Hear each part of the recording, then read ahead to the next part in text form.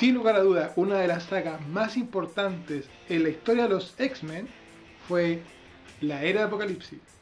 En esta historia, En Sabanur, que es el alter ego de Apocalipsis, tomó la realidad y la moldeó a su antojo. Pero antes de comenzar a hablar de esa saga, hay que hablar de una chiquitita anterior que se llamó La Búsqueda de Legión. La Búsqueda de Legión transcurrió los números Uncanny X-Men 320 y 321 y X-Men números 40-41, con guiones de Mark Waid, Fabián Nicieza y Scott Lobel, y dibujos del brasileño Roger Cruz y de Andy Kubert, hijo de Joe Kubert. En esta historia, Legión, ¿cierto? Un mutante superpoderoso que es su identidad secreta, su nombre verdadero es David Haller, hijo de Gabriel Haller, ministro israelí, y su padre es nada más y nada menos que Charles Xavier, el fundador de los X-Men.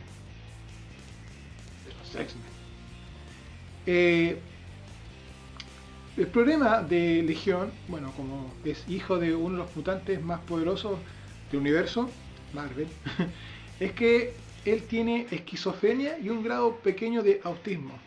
Entonces, cuando un momento atrás, tiempo atrás, su madre tuvo un ataque terrorista por ser ministro, ¿cierto?, israelita, un ataque terrorista, y él, en defensa de su madre, mató a los terroristas.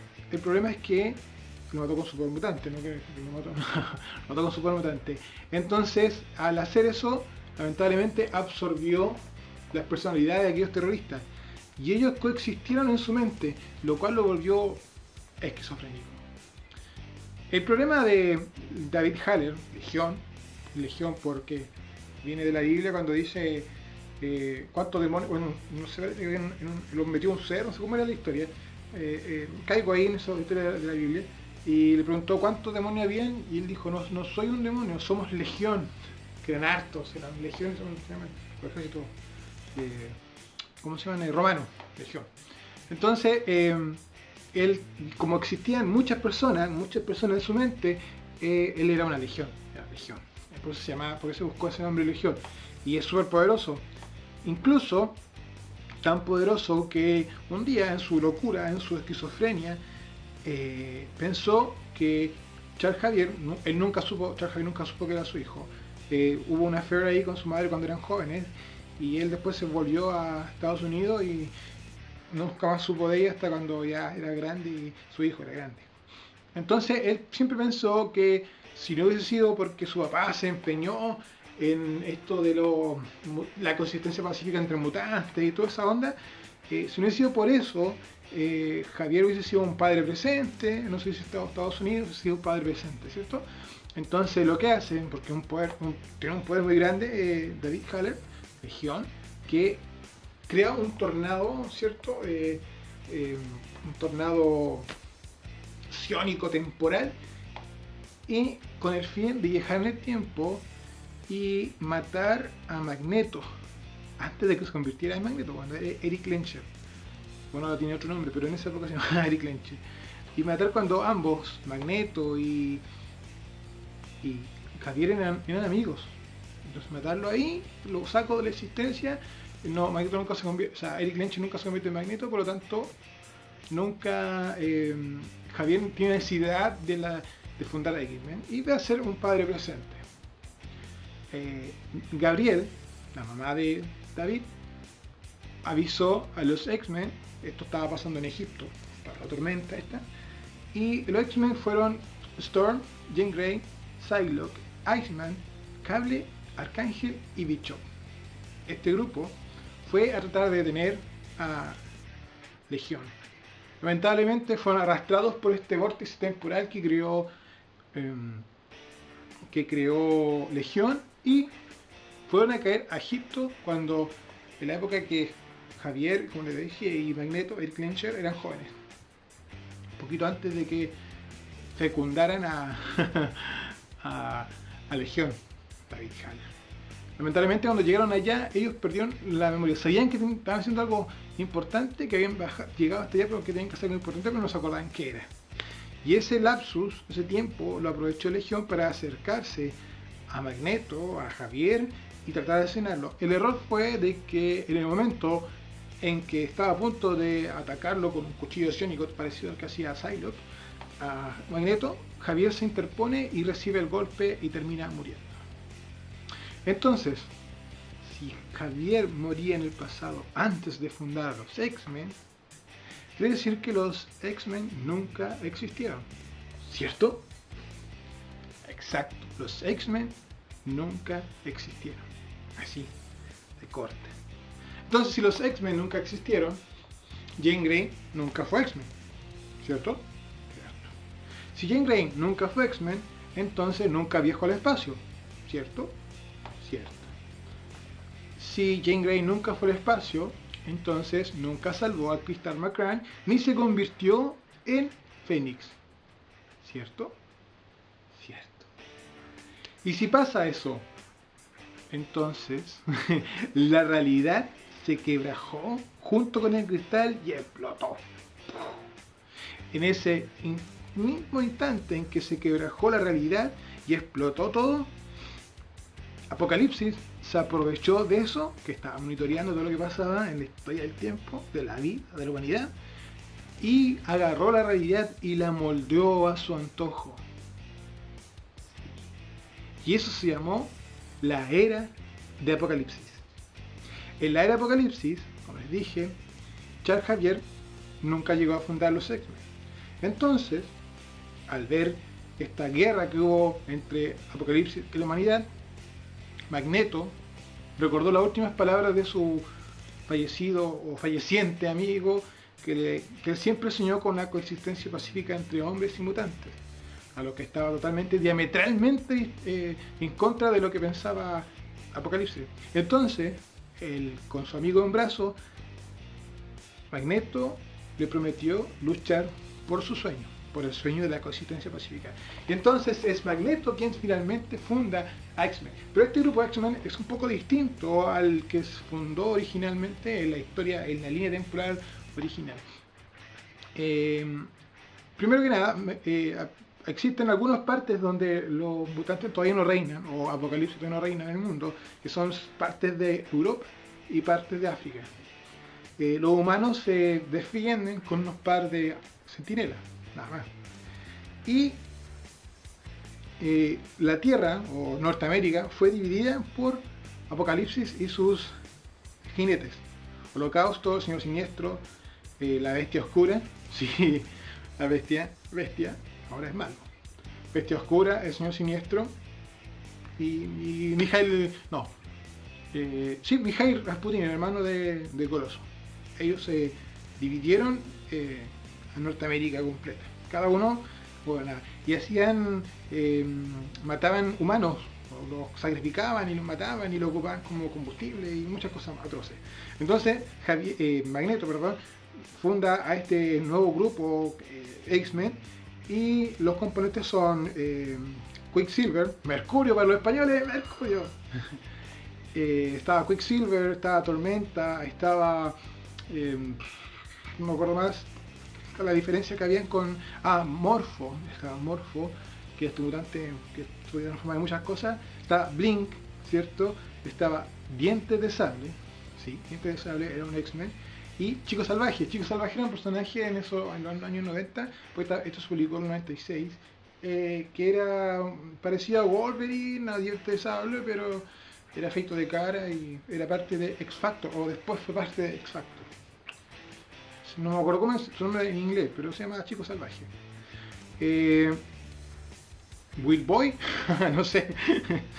La cosa es que en esta realidad el único que recordaba cuál era la realidad original, ¿cierto? Era Bishop. ¿Por qué Bishop? Porque Bishop, en el momento en que Legión mató a Javier, ya se encontraba fuera de su tiempo. Recuerden que Bishop es un personaje que viene del futuro. De un futuro, bien futuro, no del futuro que era el presente de lo que bueno, de un reo. Entonces, era estar fuera de su tiempo. Cuando el tiempo cambió, quedó como una especie de... O sea, como fuera de tiempo. La cosa es que él tenía vagos recuerdos de cómo era la realidad. Se encuentra con Magneto y le explica y le cuenta, le explica cómo es la vida de verdad, que Javier nunca tendría que haber muerto, que Javier era el que fundaba X-Men, que Apocalipsis nunca tomó el control de la Tierra. Entonces, Magneto decide dar la última pelea por la salvación de los mutantes pacíficos y los humanos. No les voy a dar más spoilers para que la busquen y la lean, pero sí quiero contarles algunas diferencias que habían entre la era de Apocalipsis y la continuidad normal, la 616 que se llamaba de Marvel. Por ejemplo, Jean Grey era la novia de Logan, que aquí se llamaba la revista, se llamaba Arma X, Weapon X. Magneto está. Y a Wolverine le faltaba una mano. Wolverine no era la que tenía. Bueno, le faltaba una mano. Es raro porque él se supone que regenera su. ¿O no? Sí, regenera su cuerpo, entonces si le faltaba una mano. Bueno, en fin. Ya. Ya dijimos que Diente de Sable era un X-Men, no era malo.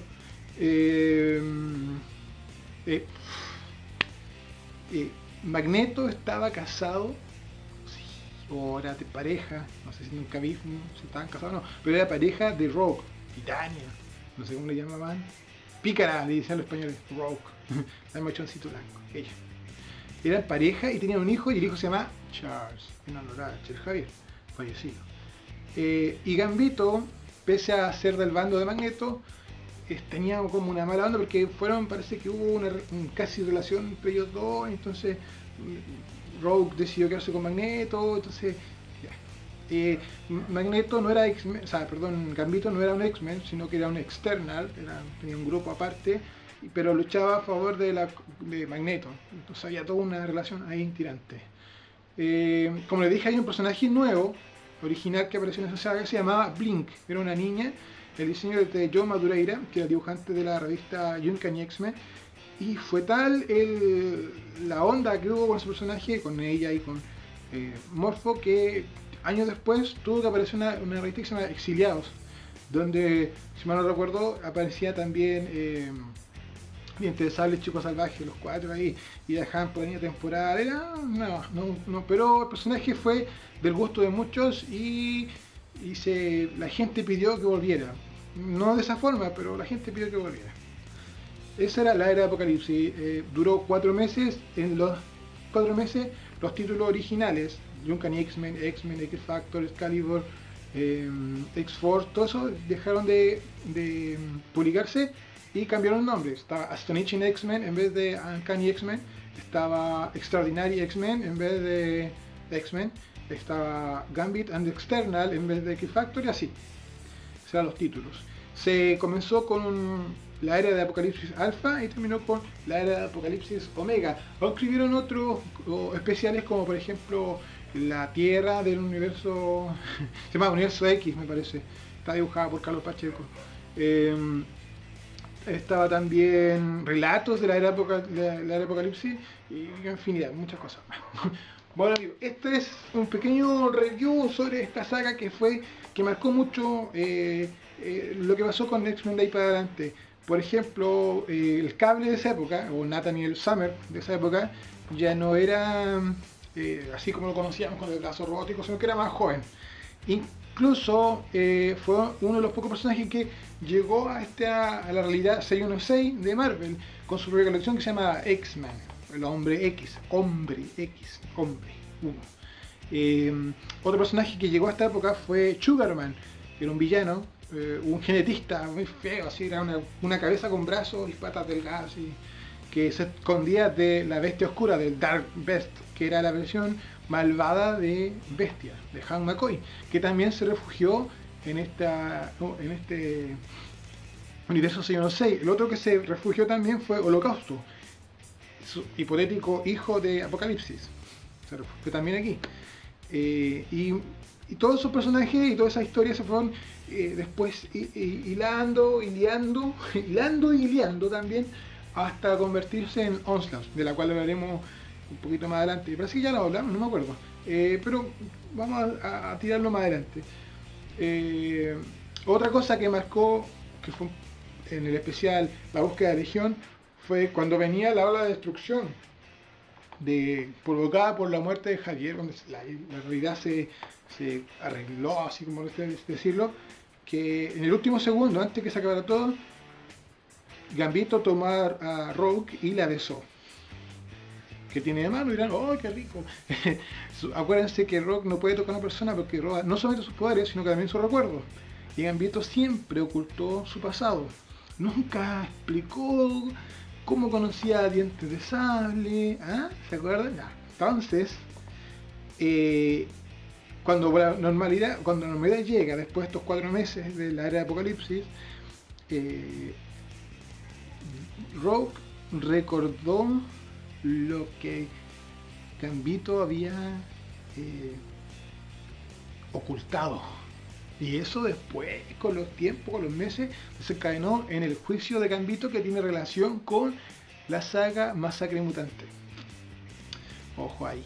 Bueno, tuvo muchas repercusiones, tuvo muchas más hilos, pero ya vendrá el momento en que hablemos de ello. Y eso es todo por hoy. Este video un poco más corto que los demás, y te están pidiendo que son muy largos, así que tengo que sintetizarlo y espero que les guste. Y no me quiero despedir, ya empecé, sin antes recordar que la canción que pongo, nunca me lo han preguntado muchas veces, la canción que pongo al principio, en la intro de los videos, se llama Miedo, de la banda extinta, banda chilena Duma, que era Duna, que era el único intento real de hacer grunge en Chile. Hay bandas que tenían como un sonidito grunge, pero no eran grunge. Eran como que tal, pero no. Ellos siempre no, nosotros hacemos música. No, ellos dijeron, no, nosotros somos grunge. Tienen un estilo así a lo Alice in Chains, a lo, no sé, Modern Love Bombs quizá, no sé. Tienen un estilo como del grunge más clásico, del que no fue tan popero como Pearl Jam, como los primeros Pearl Jam, como los primeros Soundgarden. Eso es como el sonido de Duna, y se lo recomiendo. El disco, no recuerdo cómo se llama, pero lo buscan, si es un solo disco que tienen. Esa canción se llama Miedo. Hay muchas más, hay una que se llama Fobia, hay una que se llama Temor. No. Ahí buscan Duna, se lo recomiendo. Que escuchen un buen rock de los 90 chileno, es chileno, sí, de medio riff que tiene la intro, sí, muy buena. Así que eso, chicos, espero que les haya gustado el video. Vamos a agarrar ahora ya febrero el ritmo que veníamos con un video a la semana, así que eso. Y como les digo siempre, los estamos viendo, escuchando y oliendo. Chau chau.